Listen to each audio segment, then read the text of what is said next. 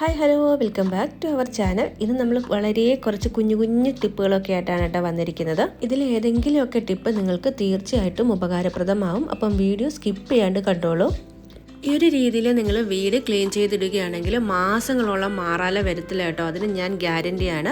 അതുപോലെ തന്നെ ഇന്ന് നമ്മൾ മാറാല കോലൊന്നും ഉപയോഗിച്ചിട്ടല്ല വീട് ക്ലീൻ ചെയ്യാനായിട്ട് പോകുന്നത്. ചിലർക്കൊക്കെ വീട് ക്ലീൻ ചെയ്യുന്ന സമയത്ത് ഈ ഡസ്റ്റ് അലർജി ഒക്കെ ഉണ്ടാകാറുണ്ടല്ലേ, അങ്ങനെയുള്ളവർക്കൊക്കെ ചെയ്യാൻ പറ്റുന്ന വളരെ ഈസി ആയിട്ടുള്ളൊരു മെത്തേഡാണ് നമ്മളിന്ന് ഈ ഒരു വീഡിയോയിലൂടെ കാണിക്കുന്നത്.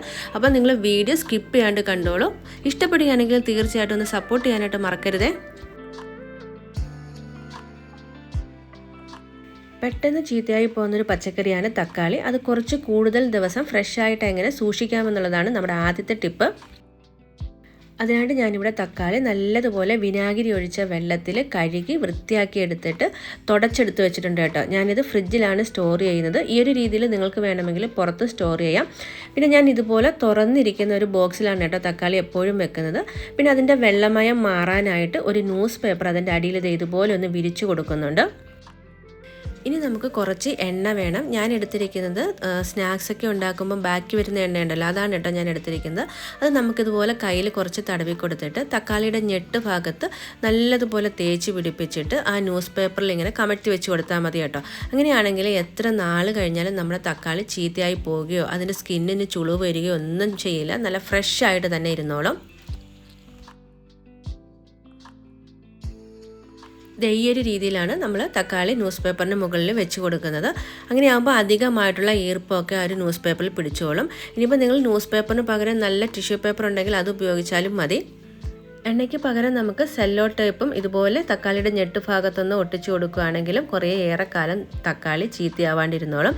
ഇനി നിങ്ങൾക്ക് വേറെ ഏതെങ്കിലും രീതിയിൽ തക്കാളി സ്റ്റോർ ചെയ്യുന്നത് അറിയാമെങ്കിൽ തീർച്ചയായിട്ടും കമൻറ്റ് ചെയ്യാനായിട്ട് മറക്കരുതേ. നമ്മുടെ രണ്ടാമത്തെ ടിപ്പ്, ഒരുപാട് വെളിച്ചെണ്ണ നമ്മൾ ആട്ടിയെടുക്കുന്ന സമയത്ത് അത് കനച്ചു പോകാതെ എങ്ങനെ സ്റ്റോർ ചെയ്യാമെന്നുള്ളതാണ്. മിക്കവാറും ഈ ഒരു ടിപ്പ് എല്ലാവരും ചെയ്യുന്നതായിരിക്കാം. ഇതുപോലെ നമ്മൾ വെളിച്ചെണ്ണ വെച്ചിരിക്കുന്ന കുപ്പിയിൽ 1-2 കുരുമുളക് ഇട്ട് അടച്ചു വെക്കുകയാണെങ്കിൽ വെളിച്ചെണ്ണ പെട്ടെന്ന് കനച്ചു പോകില്ല കേട്ടോ. അതുപോലെ തന്നെ അതിൻ്റെ ആ ഒരു മണവും നഷ്ടപ്പെടത്തില്ല.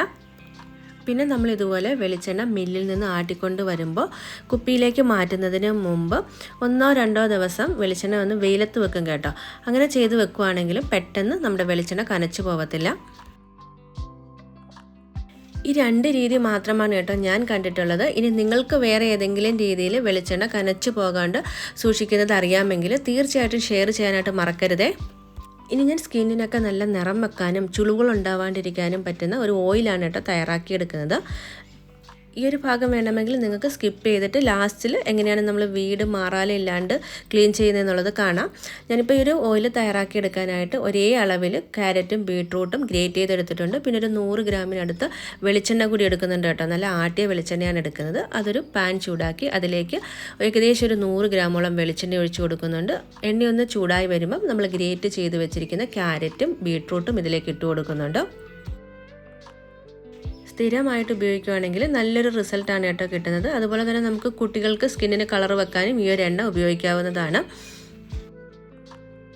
ഞാനിതിപ്പോൾ മോൾക്ക് വേണ്ടിയാണ് കേട്ടോ തയ്യാറാക്കിയെടുക്കുന്നത്. ഈ ഒരു വീഡിയോ കൂടി ഇതിൽ കാണിച്ചെന്നേ ഉള്ളൂ. ആർക്കെങ്കിലും ഉപയോഗപ്രദമാവുന്നെങ്കിൽ ആയിക്കോട്ടെ എന്ന് കരുതിയിട്ട്. ബീട്രൂട്ടും ആ ഒരു ക്യാരറ്റും ഒക്കെ എണ്ണയിൽ കിടന്ന് നല്ലതുപോലെ മൊരിഞ്ഞ് അതിൻ്റെ കളറൊക്കെ ആ ഒരു എണ്ണയിലേക്ക് ആയി കഴിയുമ്പോൾ നമുക്ക് ഫ്ലെയിം ഓഫാക്കാം. ഏകദേശം ഒരു 10 മിനിറ്റോളം എടുക്കും കേട്ടോ. നമുക്കതിൻ്റെ പരുവം അറിയുന്നത് നമ്മൾ ആ ഒരു ബീട്രൂട്ടിൻ്റെ ഒരു പീസ് കയ്യിലെടുത്ത് നോക്കുമ്പോൾ നല്ല മണൽത്തരി പോലെ പൊടിഞ്ഞ് കിട്ടുന്നുണ്ടെങ്കിൽ ആ ഒരു സമയത്ത് നമുക്ക് ഫ്ലെയിം ഓഫാക്കാം.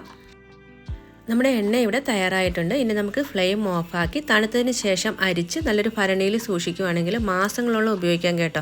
രാത്രിയിൽ കിടക്കുന്നതിന് മുമ്പ് നമ്മൾ 1-2 ഡ്രോപ്സ് എടുത്ത് മുഖത്ത് നല്ലതുപോലെ മസാജ് ചെയ്ത് കൊടുക്കുകയാണെങ്കിൽ നല്ലൊരു വ്യത്യാസം ഒരാഴ്ചയ്ക്കുള്ളിൽ തന്നെ കിട്ടും. എണ്ണയിൽ കിടന്ന് മുരിഞ്ഞ് വന്ന ബീട്രൂട്ടിൻ്റെയും ക്യാരറ്റിൻ്റെയും ചണ്ടി ഉണ്ടല്ലോ, അത് ഞാൻ കളയുന്നില്ല. ഞാനൊരു ഡബ്ബയിലാക്കി വെക്കുകയാണ് കേട്ടോ. നല്ലൊരു ഫേസ് സ്ക്രബ്ബറായിട്ട് നമുക്കിത് യൂസ് ചെയ്യാവുന്നതാണ്. പിമ്പിൾസൊക്കെ വരുന്ന ഓയിലി സ്കിന്നുള്ളവരാണെങ്കിൽ രാത്രിയിൽ ഉപയോഗിക്കേണ്ട. കുളിക്കുന്നതിന് ഏകദേശം ഒരു അരമണിക്കൂർ മുമ്പ് മുഖത്ത് നല്ലതുപോലെ തേച്ച് പിടിപ്പിച്ചതിന് ശേഷം ഫേസ് വാഷ് ഉപയോഗിച്ചിട്ട് കഴുകി കളഞ്ഞാൽ മതി കേട്ടോ. ഇനി നമുക്ക് അടുത്ത ടിപ്പ് നോക്കാം. മാറാലയും പൊടിയും ഒന്നും ഇല്ലാണ്ട് വീട് എങ്ങനെ ക്ലീൻ ചെയ്ത് വെക്കാമെന്നുള്ളതാണ്. അതിനായിട്ട് നമുക്ക് ആദ്യം ഒരു സൊല്യൂഷൻ തയ്യാറാക്കിയെടുക്കണം. അതിനായിട്ട് ഞാനൊരു പാത്രത്തിൽ ഇളം ചൂടുവെള്ളമാണ് കേട്ടോ എടുത്തിരിക്കുന്നത്. ഏകദേശം ഒരു 1/2 ലിറ്ററോളം എടുത്തിട്ടുണ്ട്. ഇനി നമുക്ക് വേണ്ടത് കർപ്പൂരമാണ്. ഞാനൊരു 2 കർപ്പൂരം ഈ ഒരു വെള്ളത്തിലേക്ക് പൊടിച്ചിട്ട് കൊടുക്കുന്നുണ്ട്. ചൂടുവെള്ളം ആകുമ്പോൾ നമ്മുടെ കർപ്പൂരം പെട്ടെന്ന് അലിഞ്ഞു കിട്ടും കേട്ടോ. അതിനാണ് നമ്മൾ ചൂടുവെള്ളം എടുത്തിരിക്കുന്നത്.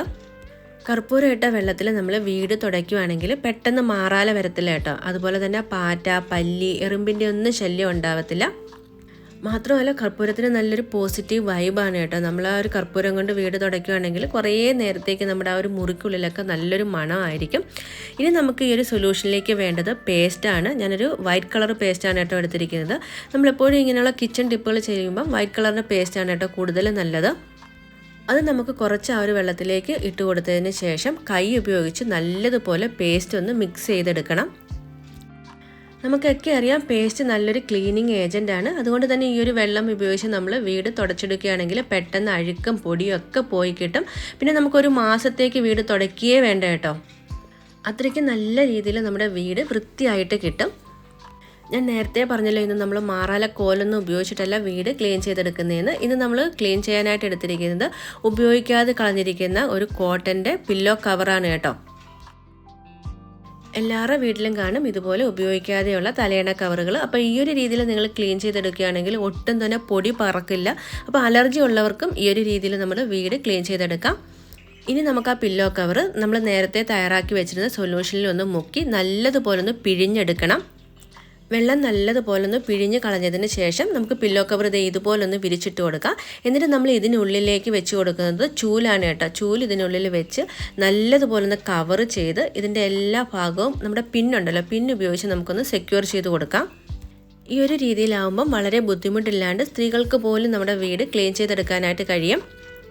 പ്രത്യേകിച്ച് നമ്മുടെ കട്ടിലിൻ്റെ അടിയിലും സോഫയുടെ കീഴിലും ഒക്കെ ക്ലീൻ ചെയ്തെടുക്കാൻ ഭയങ്കര ബുദ്ധിമുട്ടായിരിക്കും. നമ്മൾ ചൂല് ഉപയോഗിച്ച് ക്ലീൻ ചെയ്താലും പൊടിയും മാറാലയൊക്കെ അതിൻ്റെ കീഴിലുണ്ടാവും. അപ്പോൾ ഈ ഒരു രീതിയിൽ നമ്മൾ ക്ലീൻ ചെയ്തെടുക്കുകയാണെങ്കിൽ വളരെ ഈസി ആയിട്ട് ക്ലീൻ ചെയ്തെടുക്കാനായിട്ട് പറ്റും കേട്ടോ. ഞാനിത് ചെയ്ത് നോക്കിയപ്പോൾ എനിക്ക് കുറച്ച് ഈസി ആയിട്ട് തോന്നിയതുകൊണ്ടാണ് ഈ ഒരു ടിപ്പ് ഞാൻ ഷെയർ ചെയ്യുന്നത്. കട്ടിലിൻ്റെയും സോഫയുടെയൊക്കെ അടിയിൽ മോപ്പ് ഉപയോഗിച്ച് ക്ലീൻ ചെയ്തെടുക്കാൻ നല്ല ബുദ്ധിമുട്ടാണ്. ഇനി നമ്മൾ ചൂല് ഉപയോഗിച്ച് ജസ്റ്റ് തൂക്കുകയാണെങ്കിലും ആ പൊടിയും മാറാലയൊക്കെ അവിടെ തന്നെ ഉണ്ടാവും. പക്ഷേ ഈ ഒരു രീതിയിൽ നിങ്ങൾ ക്ലീൻ ചെയ്തെടുക്കുകയാണെങ്കിൽ നല്ല പോലെ ക്ലീൻ ആയിട്ട് കിട്ടും. മാത്രമല്ല പൊടിയൊക്കെ നിശേഷം പോകുന്നത് കൊണ്ട് തന്നെ വീണ്ടും ഫാൻ ഇടുമ്പം ഒട്ടും തന്നെ പൊടിയോ അഴുക്കോ ഒന്നും നമ്മുടെ വീടിനുള്ളിൽ ഉണ്ടാവില്ല.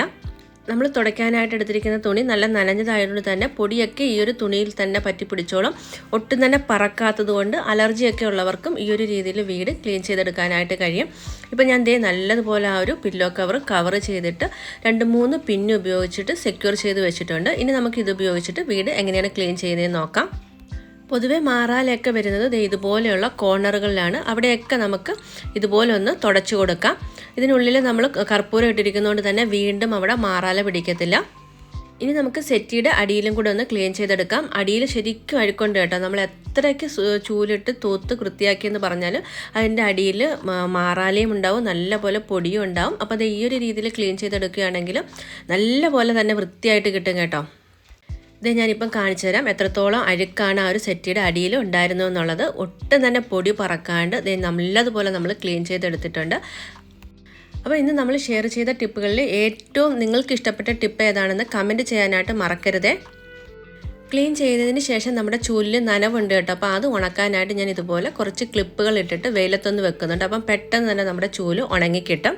അപ്പോൾ ഇന്നത്തെ നമ്മുടെ വീഡിയോ വൈൻഡപ്പ് ചെയ്യാം. വീണ്ടും നല്ല അടിപൊളിയായിട്ടുള്ള ഒരു വീഡിയോയിൽ കാണാം. അതുവരേക്കും ടേക്ക് കെയർ. Bye bye.